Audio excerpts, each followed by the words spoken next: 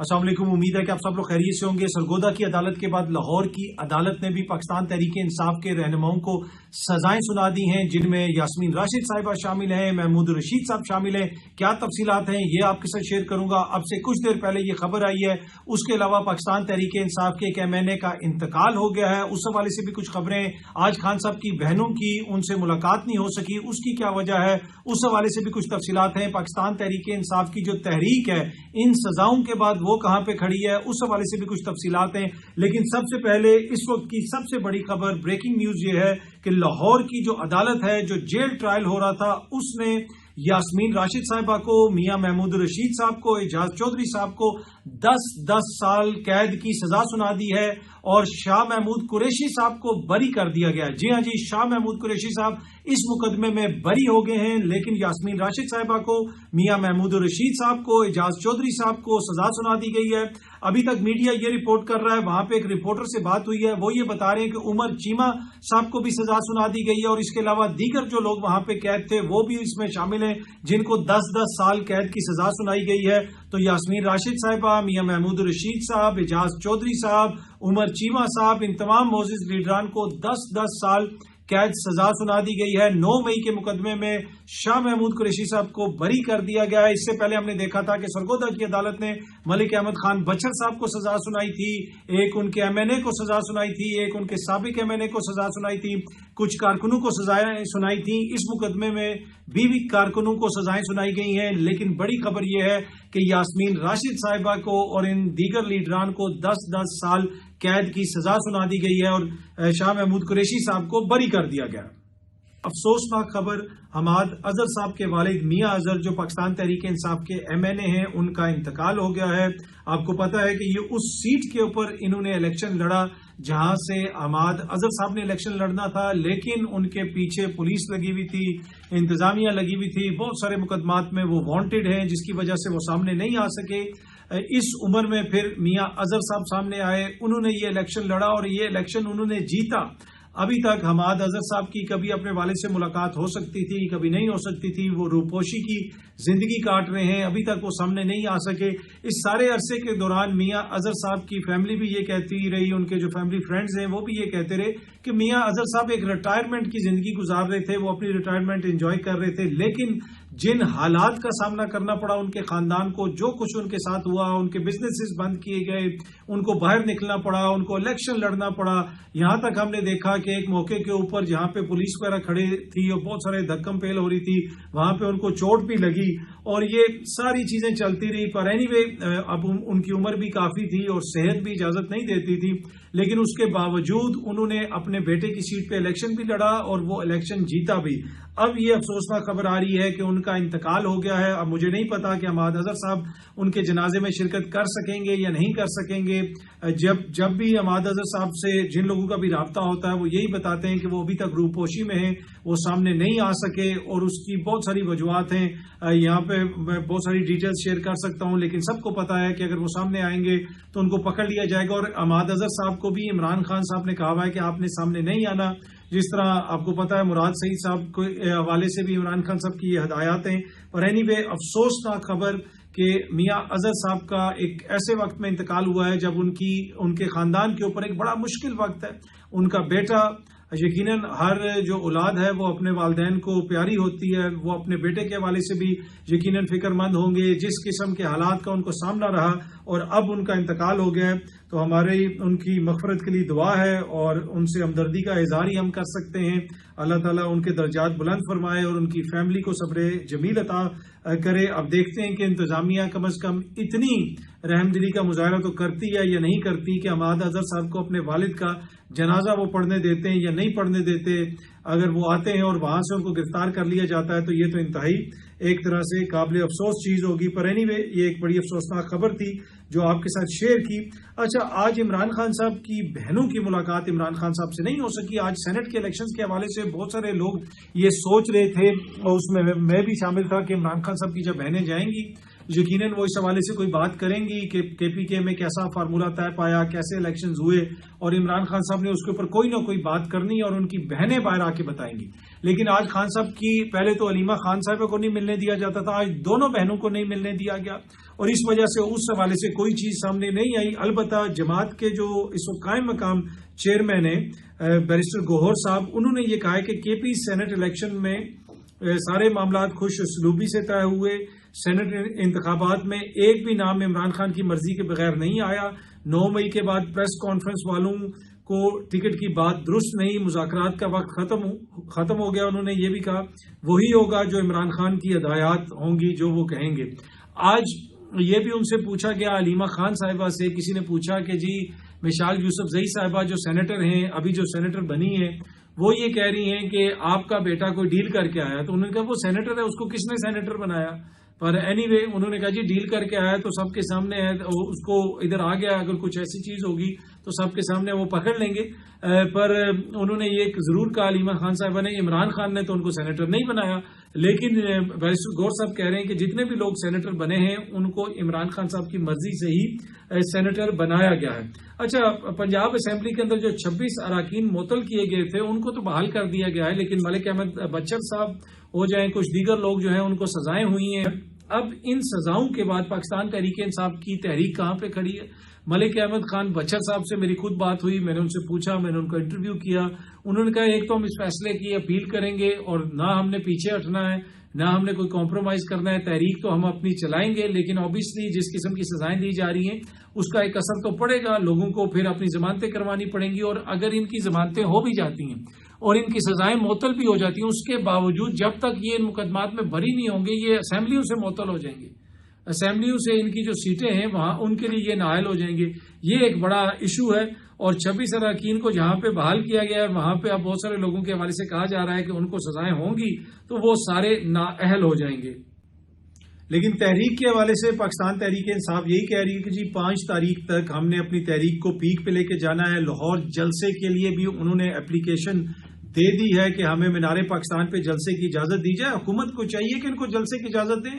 آپ تو کہتے ہیں آپ اتنے کام کر رہے ہیں, آپ اتنے پاپولر ہو گئے, اتنا بڑا گراؤنڈ ہے لاہور کا جلسے کا, آپ ان کو اجازت دیں تاکہ یہ آئیں, وہاں پہ جلسہ کرنے کی کوشش کریں. لوگ آئیں گے نہیں, ان کو فری ہینڈ دیں, لوگ نہیں آئیں گے تو ان کی سب کی ہوگی. تو یہ تو حکومت کے پاس بڑا اچھا موقع ہے کہ ان کو شرمندہ کریں, بلکہ ایسے کریں کہ حکومت بھی لاہور گراؤنڈ میں نہ مینار پاکستان پہ جلسہ کر لے. زرداری صاحب کو بھی بلا لیں, میاں صاحب کو بھی بلا لیں, آپ ان کو پہلے جلسہ کرنے دیں, اس کے بعد جو ہے آپ جلسہ کر لیں, یا آپ پہلے کر لیں.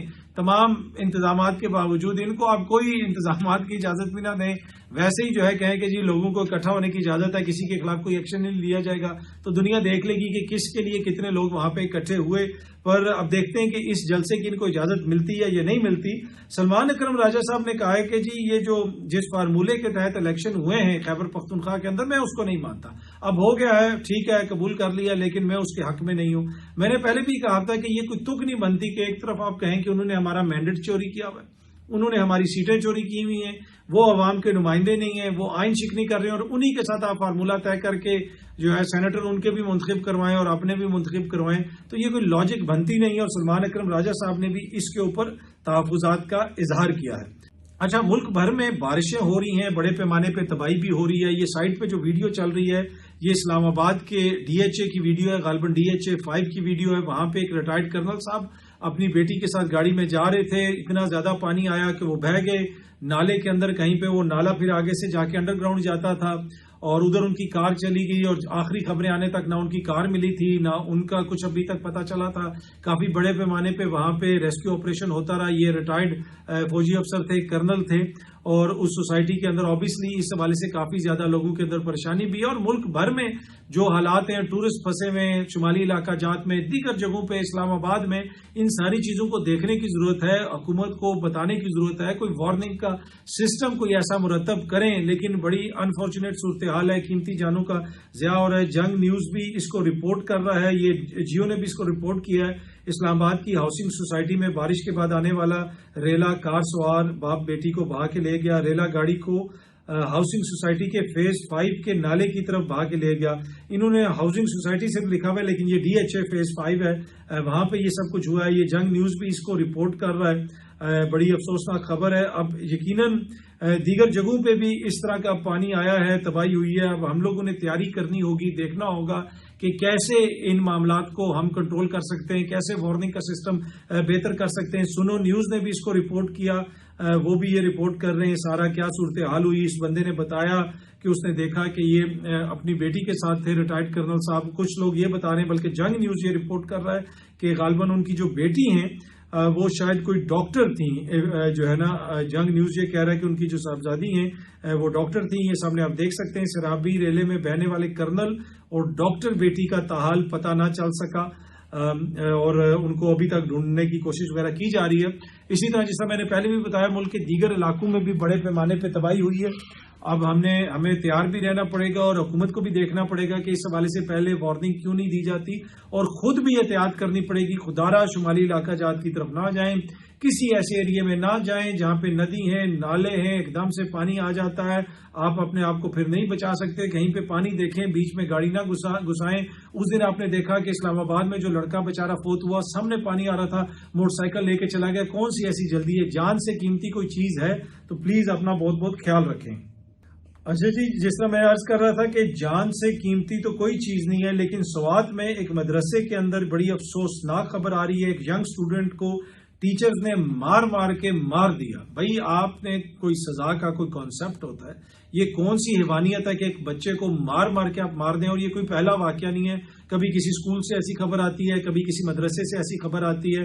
خدارہ اپنے بچوں کو جہاں پہ بھیجتے ہیں ان سے پوچھیں, ان کے ساتھ ایسا ریلیشن شپ بنائیں کہ وہ آپ کو بتا سکیں کہ ان کے ساتھ کوئی اگر وہاں پہ کوئی برا سلوک کر رہا ہے, کوئی مار رہا ہے, کچھ بھی ہو رہا ہے, وہ آپ کو کم از کم بتائیں تو صحیح. ایسا ریلیشن شپ رکھیں. وہاں پہ بچے پڑھنے جاتے ہیں یا مار کھانے جاتے ہیں, اور یہ کیسے درندے ہیں ٹیچرز جنہوں نے ان کو مارا ہے. پر یہ بڑی انفارچونیٹ خبر آ رہی ہے سوات سے. خاور مانیکا صاحب کے جو صاحبزادے ہیں جنہوں نے اپنے کسی نوکر کو گولی مار دی تھی, یہ سامنے آپ ان کی تصویر بھی دیکھ سکتے ہیں. ماشاءاللہ بڑے سلجھے ہوئے بچے لگ رہے ہیں اس تصویر کے اندر. اب بتایا جا رہا ہے کہ جناب ان کی ضمانت ہو گئی اور مدعی کے ساتھ کوئی ان کا راضی نامہ وغیرہ ہو گیا. اس طرح کی خبر آ رہی ہے. پاک وطن خاور مانیکا کے بیٹے موسیٰ مانیکا کی فائرنگ سے ملازم زخمی. پولیس نے خاور مانیکا کے بیٹے کو گرفتار کر لیا. واقعہ خاور مانیکا کے ڈیرے پر پیش آیا تھا. ذاتی ملازم کو گولی مار کر زخمی کرنے کا معاملہ. خاور مانیکا کے بیٹے موسیٰ مانیکا اور مدعی مقدمہ کے درمیان صلح ہو گئی. موسیٰ مانیکا کی ضمانت منظور. تو جناب یہ جو ہے اس کو سامنے آپ دیکھ سکتے ہیں, اس کی ضمانت منظور ہوگی. یہ کیسے آپ ملازم کو اپنے گولی مار سکتے ہیں؟ یہ کیسے, آئی ڈونٹ نو, مجھے نہیں سمجھ آئی غلطی سے گولی لگی کیا ہوا, لیکن اتنی جلدی ضمانت بھی ہو گئی اور جو ہے وہ صلح بھی ہو گئی. یہ ہے پاکستان کے اندر ایسا فوری انصاف ملتا ہے. اچھا جی, عوام کے لیے ایک اور اچھی خبر آئی ہے کہ بجلی کی 8 تقسیم کار کمپنیوں کی جانب سے اوور بلنگ کے ذریعے صارفین سے 244 ارب روپے بٹورنے کا انکشاف. آپ لوگوں کی جیبوں سے 244 ارب روپیہ نکالا گیا ہے. صارفین کی جیبوں سے اضافی پیسے نکلوانے والے کسی افسر کو سزا بھی نہ ملی. آڈٹ رپورٹ یہ حالت ہے. 244 ارب روپیہ عوام کی جیبوں سے نکال دیا گیا ہے, جن کے پاس کھانے کے لیے روٹی نہیں ہے, لیکن کسی افسر کو پوچھا بھی نہیں گیا. یہ آڈٹ رپورٹ بتا رہی ہے. مریم بی بی نے کہا ہے جی سی سی ڈی کے ڈر سے بڑے بڑے گنڈے قرآن اٹھا کر معافیاں مانگ رہے ہیں. یہ مریم نواز صاحبہ نے کہا ہے. یہ سامنے آپ دیکھ سکتے ہیں, جنگ نیوز رپورٹ کر رہا ہے. وزیر اعلیٰ پنجاب مریم نواز نے کہا کہ سی سی ڈی کے ڈر سے بڑے بڑے گنڈے قرآن اٹھا کر معافیاں مانگ رہے ہیں. لاہور میں کاؤنٹر نارکوٹکس فورس کے تقریب سے خطاب کرتے ہوئے مریم بی بی نے یہ کہا ہے, بھائی آئین اور قانون کی عملداری اگر ہو تو کسی کی قسم اٹھانے سے تو کوئی فرق نہیں پڑتا. اگر کوئی جرم کر رہا ہے تو آپ اس کو سزائیں دیں. یہاں تو لوگوں نے قرآن کے اوپر قسمیں اٹھائیں کہ جناب ہمارا ووٹ اس کے لیے ہوگا, ہم الیکشن جیت کے اس کے ساتھ وفادار رہیں گے. جو مجرم ہے, جو گنڈا گردی کرتا ہے, جو منشیات فروش ہے, جو اس قسم کے گندے کاموں میں ملوث ہے, اس کی قسم کا کیا اعتبار. یہاں پہ تو اراکین پارلیمنٹ جو ہے وہ قرآن پہ قسم اٹھا کے پھر جاتے ہیں. اگر کوئی جرم کر رہا ہے تو اس کے اس طرح کی ویڈیو سے ہمیں متاثر ہونے کی ضرورت نہیں ہے, بلکہ ان کے خلاف آئین اور قانون کے مطابق کارروائی کرنی چاہیے. آئین اور قانون یہ تو نہیں کہتا کہ جی جو ویڈیو بنا دے گا اور قسم کھا لے گا تو اس کو ہم چھوڑ دیں گے. کیا اس کے سارے وہ جتنے بھی جرائم ہیں وہ ختم ہو جائیں گے؟ پر آئی ڈونٹ نو یہ کون سی سوچ ہے, اور اس کو بڑا ایک طرح سے وہ جسے بتایا جا رہا ہے کہ جیسے یہ کوئی بہت بڑا کارنامہ ہے کہ مجرمان جو ہیں وہ ویڈیوز بنا کے معافیاں مانگ رہے ہیں. بھائی معافیاں کیا مانگ رہے ہیں؟ ان کو آئین اور قانون کے کٹہرے میں کھڑا کریں, ان کو عدالت کے اندر لے کے جائیں. لیکن اب پنجاب میں پہلے پیرا فورس بنی, اب یہ نارکوٹکس فورس بھی بن رہی ہے, CCD بھی بن گئی ہے. تو مکمل انتظامی اعتبار سے جو ہے ملک میں جمہوریت نافذ کی جانی ہے. یہ آپ اگر کسی بھی موضوع معاشرے میں چلے جائیں, ڈنڈے سے ساری چیزیں حل نہیں ہوتی ہیں. ڈنڈے کے ساتھ ساتھ جو عدالتی نظام ہوتا ہے, جو دیگر چیزیں ہوتی ہیں, ان کو بھی بہتر کرنے کی ضرورت ہوتی ہے. اس طرح کی ویڈیوز تو آپ کسی کے ڈرا دھمکا کے بنا لیں گے, لیکن ان کو سزائیں آپ کیسے دلوائیں گے؟ سارے نظام کو آپ کیسے بہتر کریں گے؟ لیکن مریم بی بی نے بڑے فخر سے یہ بتایا ہے جناب کہ یہ کوئی بہت بڑی کارکردگی ہے ان کی حکومت کی کہ لوگ ویڈیوز بنا کے قرآن پہ معافیاں مانگ رہے ہیں. جناب گزشتہ برس پاکستانی جو ہیں انہوں نے سب سے زیادہ سیاسی پناہ لی. ان کا شمار ان لوگوں میں ہوتا ہے جنہوں نے سب سے زیادہ سیاسی پناہ برطانیہ میں لی. 2024 سے 25 تک کے جو فگرز ہیں, اب اس سے آپ اندازہ لگا لیں کہ ملک کی کیا حالت ہے. کہ جس ملک میں کہا جا رہا ہو کہ اتنے زیادہ تجربہ کاروں کی حکومت ہے, بلاول کی پارٹی کی بھی حکومت ہے, زرداری صاحب بھی حکومت میں ہیں, شہباز شریف صاحب بھی حکومت میں ہیں, مریم بی بی بھی حکومت میں ہیں, ہر طرف اشتہار لگ رہے ہیں, ترقی ہو رہی ہے. لیکن جناب ہمیں تو پتہ چلا ہے کہ پاکستان سے لوگ سب سے بڑی تعداد میں جا کے برطانیہ میں سیاسی پناہ مانگ رہے ہیں کہ ہم پاکستان میں محفوظ نہیں ہیں. یہ حالت ہے جناب. اس وقت چارٹ پہ نمبر 1 ہے پاکستانی. یہ دیکھیں 11,000 سے زیادہ پاکستانیوں نے جناب یہ اسائلم وہاں پہ کلیم کیا, جو گزشتہ برس سے لے کے مارچ 2025 تک کے فگر ہیں. اور جو افغانستان ہے, افغانستان سے صرف 8,000 لوگوں نے اسائلم وہاں پہ کلیم کیا. پاکستانی جو ہیں وہ افغانستان سے بھی زیادہ ہیں جنہوں نے جا کے وہاں پہ اسائلم کلیم کیا. اس کے علاوہ ایران سے 7,000 لوگوں نے, بنگلہ دیش سے 7,000 لوگوں نے, شام سے 6,000 لوگوں نے, جہاں پہ خانہ جنگی لگی ہوئی ہے پاکستان سے شام کے مقابلے میں ڈبل لوگوں نے وہاں پہ جا کے اسائلم کلیم کیا ہے. اسی طرح انڈیا جس کی آبادی 1 ارب سے زیادہ ہے, انڈیا سے صرف جو ہے 5,000 لوگوں نے اسائلم کلیم کیا. اس سے آپ اپنے ملک کا اندازہ لگا سکتے ہیں. اسی طرح اس میں سوڈان شامل ہے, ویتنام شامل ہے, عراق شامل ہے. لیکن ان تمام ممالک کے اندر پاکستان سر فہرست ہے. اس میں یہ کوئی مثال نہیں ہے کہ کیونکہ پاکستان کی آبادی 25 کروڑ ہے اس وجہ سے افغانستان سے زیادہ لوگ ہیں پاکستان سے جو ادھر اسائلم کلیم کریں. بھائی انڈیا کی آبادی تو 1.5 ارب کے قریب ہے, اور ہم بتاتے بھی ہیں کہ وہاں پہ بڑے مسائل ہیں, اور ہیں مسائل, جینوئن مسائل ہیں وہاں مائنورٹیز کے, پھر بھی ان کی تعداد کم ہے جو لوگ وہاں پہ سیاسی پناہ مانگ رہے ہیں. تو ہمیں خود سوچنے کی ضرورت ہے کیا ایسے مسائل ہیں یہاں پہ جس کی وجہ سے لوگ یہاں سے بھاگ رہے ہیں. بنیادی مسئلہ وہی ہے معیشت کا, روزگار کا, اور روزگار کتنا لوگوں کو مل رہا ہے, معیشت کتنی ترقی کر رہی ہے, وہ مجھے آپ کو بتانے کی ضرورت نہیں ہے. بہت جلدی آپ سب دوستوں سے دوبارہ ملاقات ہوگی. Thank you very much.